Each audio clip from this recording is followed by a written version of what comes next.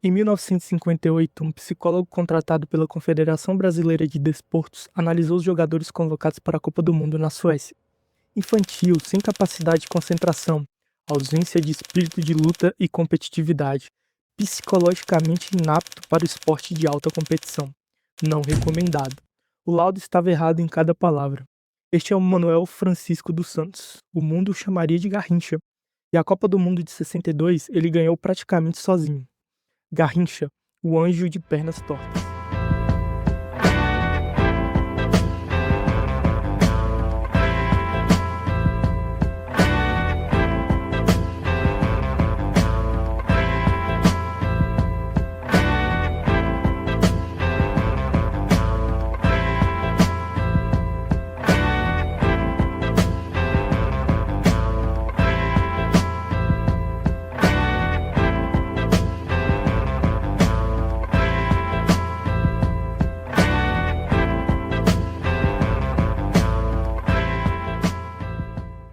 Pau Grande, estado do Rio de Janeiro, uma cidade de fábrica. O tipo de lugar onde os filhos dos operários nascem, trabalham na mesma fábrica que os pais e morrem sem nunca ter saído. Era para isso que Manuel Francisco dos Santos estava destinado. Nasceu em 28 de outubro de 1983. Seu pai Amaro bebia, sua mãe Nair rezava, e o menino nasceu diferente. Perna direita, arqueada para fora. Perna esquerda, 6 centímetros mais curta, arqueada para dentro. Os médicos viram as pernas tortas e disseram: este menino não vai caminhar direito na vida. Não disseram que ele iria correr, não disseram que ele iria dançar, não disseram que ele faria com uma bola. Garrincha, o apelido veio cedo. Uma garrincha é um pássaro pequeno, frágil, quase invisível. O apelido era uma piada, porque como poderia alguém tão torto, tão miúdo, jogar futebol? Ninguém ainda sabia que a garrincha é o pássaro que os falcões não conseguem pegar. Em 1953, Garrincha foi a um teste no Botafogo. O treinador pediu que driblasse os titulares do time. Ele passou por todos. O treinador pediu de novo. Ele passou por todos de novo. O treinador foi buscar o capitão do time, Nilton Santos, um dos melhores laterais do Brasil e do mundo. Nilton Santos, décadas depois, contou a história. Ele veio em cima de mim, finalizou para um lado, para o outro, me deixou no chão e saiu rindo. Eu fui até o técnico e disse: você não assina esse menino? Eu assino. Manuel Francisco dos Santos tinha 19 anos. Ganharia 20 cruzados por mês e ainda trabalharia na fábrica para ajudar a família. Ele não tinha a menor ideia do que estava prestes a acontecer. A Copa do Mundo de 1958. Suécia. A delegação brasileira chegou com esperança e com medo. O Brasil nunca havia ganho uma Copa do Mundo e havia carregado consigo um trauma que durava 8 anos. Em 1950, no Maracanã, na final contra o Uruguai, o Brasil perdeu a Copa que deveria ser sua. O país inteiro chorou. Crianças que não tinham nascido ainda carregariam esse peso. Antes de embarcar para Estocolmo, o preparador psicológico da seleção avaliou cada jogador. Garrincha entrou na sala, saiu em poucos minutos. O laudo foi entregue ao técnico Vicente Feola. Não recomendado, perfil infantil, psicologicamente inapto. O técnico leu o laudo. Depois colocou Garrincha como titular. Há duas versões para isso. A primeira diz que os jogadores se recusaram a jogar sem Garrincha. A segunda diz que o técnico simplesmente sabia que o psicólogo não sabia. Que na vida, às vezes a avaliação mais importante é a do campo. Primeiro jogo, Brasil contra a União Soviética. 2 minutos de jogo, Garrincha pegou a bola na direita, passou pelo primeiro marcador, passou pelo segundo. O goleiro avançou, a bola foi na trave. 90 segundos depois ele fez a mesma jogada, o gol saiu. O que os 30 mil torcedores no estádio não sabiam, e o mundo inteiro descobriria, é que naquele campo havia 2 jogadores que iriam mudar o futebol para sempre. Um era um garoto de 17 anos, chamado Edson Arantes do Nascimento. O outro tinha pernas tortas e um sorriso permanente. Juntos fariam o Brasil chorar de alegria pela primeira vez. Brasil, campeão do mundo, 1958. Pela primeira vez, o país que carregava o trauma de 1950 finalmente respirou. E entre os heróis daquela Copa havia um homem com pernas tortas que jogava como se não tivesse pernas. 4 anos depois, Chile, 1962. O Brasil voltou para defender o título. E nesta Copa, algo aconteceu que nenhum técnico planeja, nenhum torcedor espera e que mudaria para sempre a história do futebol brasileiro. Edson Arantes do Nascimento, o Pelé, se lesionou no segundo jogo, fora da Copa. A melhor seleção do mundo havia perdido o melhor jogador do mundo. O Brasil ficou em silêncio e então Garrincha pegou a bola. O que aconteceu nas semanas seguintes é difícil de escrever em palavras. É o tipo de futebol que você vê uma vez na vida. Talvez menos, os próprios torcedores adversários levantavam para aplaudir. Os zagueiros que ele havia driblado tiravam o chapéu. Um comentarista de rádio inglês transmitiu um jogo com a voz quebrada. Garrincha foi eleito o melhor jogador da Copa de 1962. Também foi o artilheiro do torneio. Foi o primeiro e único jogador da história a conquistar os 2 títulos simultaneamente. O primeiro e único na história da Copa do Mundo, melhor jogador, artilheiro, campeão, ao mesmo tempo, sozinho. Quando o Brasil voltou ao Rio de Janeiro como bicampeão do mundo, a cidade parou. 1 milhão de pessoas na rua. Garrincha saiu do carro em cima de ombros humanos. O menino de pau grande que não deveria caminhar direito havia carregado o Brasil nas costas. Este é o momento em que muitas histórias acabariam, certo? Com o herói no auge, com título, com sorriso. Mas a história de Garrincha não terminou aqui. Ela continuou. E o que veio depois foi diferente, muito diferente. Garrincha voltou para o mesmo mundo de onde veio. A fama estava lá, o nome, as fotos, os torcedores. Mas pau grande estava lá também, e as fábricas, e a cachaça que o pai deixou como herança. O álcool nunca foi um segredo na vida de Garrincha.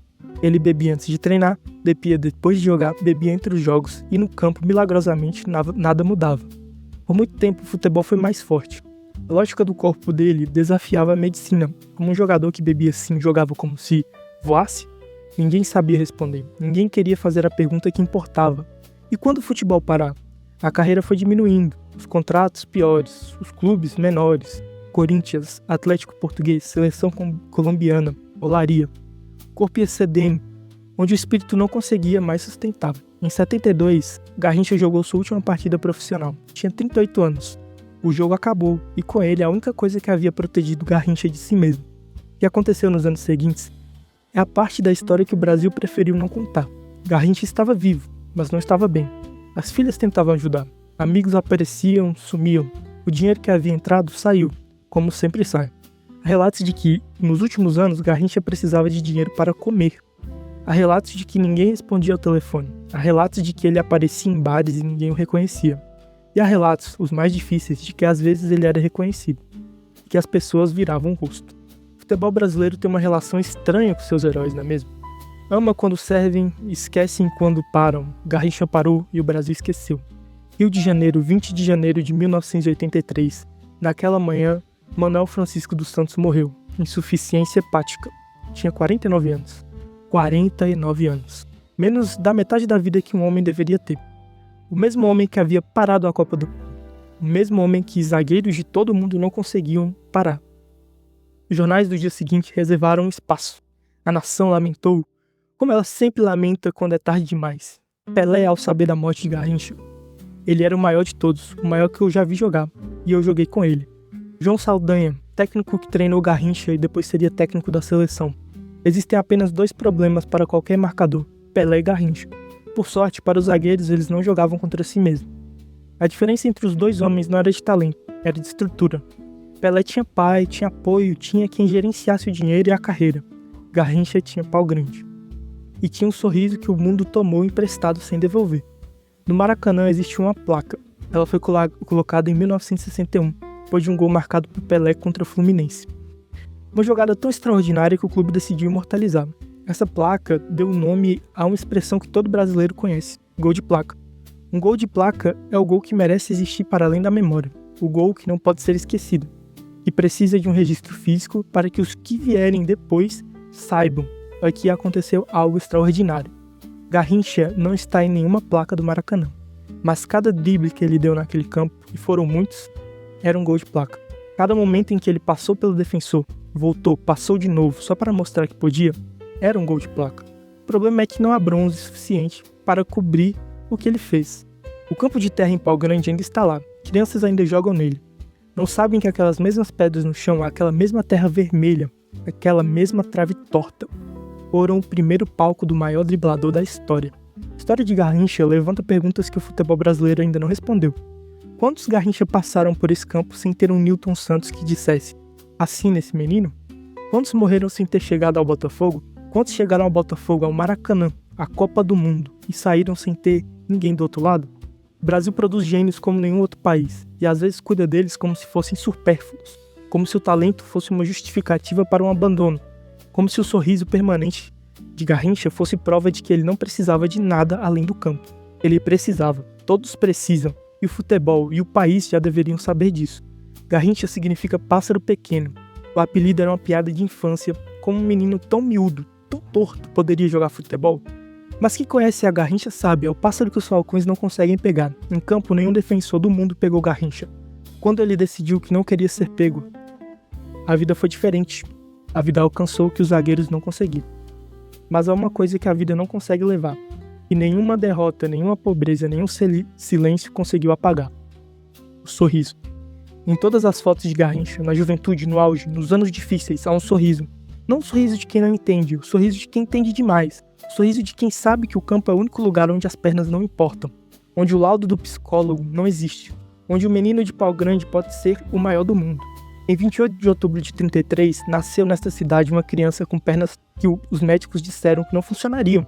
Em 20 de janeiro de 83, essa criança morreu após uma vida que ninguém havia previsto. Entre essas duas datas, 2 títulos mundiais, centenas de gols, milhares de dribles e uma Copa do Mundo carregada nas costas, praticamente sozinho. Quando você assistir a Copa do Mundo, qualquer Copa do Mundo, e um atacante brasileiro pegar a bola na direita, enganar o marcador, enganar de novo, passar por cima da expectativa do mundo, saiba de onde isso vem. Saiba que há uma árvore genealógica do futebol bonito, que as raízes dessa árvore há um menino de pau grande, com pernas tortas e um sorriso que o mundo tomou emprestado. Manuel Francisco dos Santos Garrincha, o anjo de pernas tortas, o maior driblador da história do futebol, o homem que ganhou a Copa do Mundo 2 vezes e que o Brasil deixou partir sem um obrigado.